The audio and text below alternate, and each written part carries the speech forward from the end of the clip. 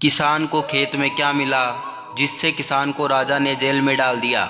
एक गांव में एक बहुत ही गरीब किसान रहता था। वह अपनी बेटी के साथ एक छोटी सी झोपड़ी में रहता था।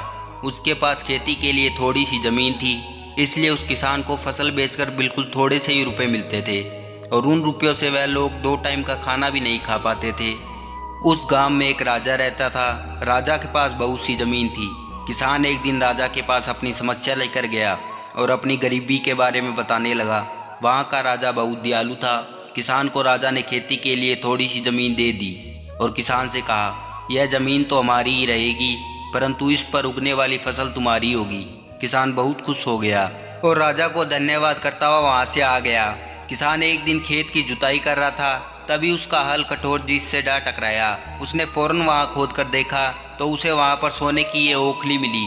किसान बहुत ही ईमानदार था। उसने अपनी बेटी से कहा कि हमें यह ओखली राजा के खेत से मिली है, जिसकी ज़मीन है उसी की यह ओखली भी है, इसलिए हमें यह ओखली राजा को ही दे देनी चाहिए।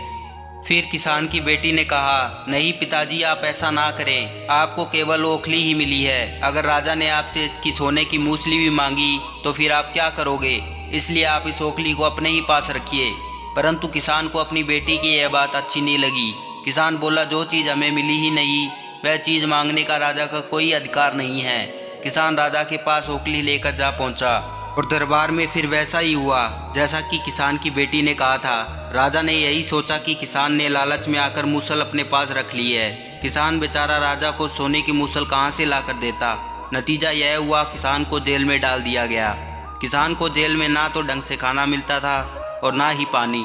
भोले किसान को ऐसी गलती की सज़ा मिली थी जो उस किसान ने की ही नहीं थी। वह खाए पिए बिना एकदम निढाल हो गया था और लेटे लेटे वह दिन रात रोता रहता था और यही कहता रहता था कि काश मैंने अपनी बेटी की बात मान ली होती। और फिर एक दिन राजा ने उसे कहते हुए ये सुन लिया और राजा ने किसान से पूछा कि आखिर वह ऐसा क्यों कह रहा है। तो फिर किसान ने राजा को पूरी बात बताई। यह सुनकर राजा को अपनी गलती का एहसास हुआ और किसान को छोड़ दिया गया। और किसान की बेटी को राजा ने अपने दरबार में बुलाया। उससे बातें करने के बाद राजा को पता चल गया था कि वह बहुत ही बुद्धिमान है। राजा ने किसान की बेटी को राज्य के खजाने का मंत्री बना दिया और उन्हें रहने के लिए घर और सारी सुख सुविधाएं भी दी। अब किसान के अच्छे दिन आ गए थे और उसके बाद से किसान और उसकी बेटी हमेशा सुख से रहने लगे। किसान को थोड़ा कष्ट तो अवश्य झेलना पड़ा, परंतु अंत में सच्चाई की ही जीत हुई।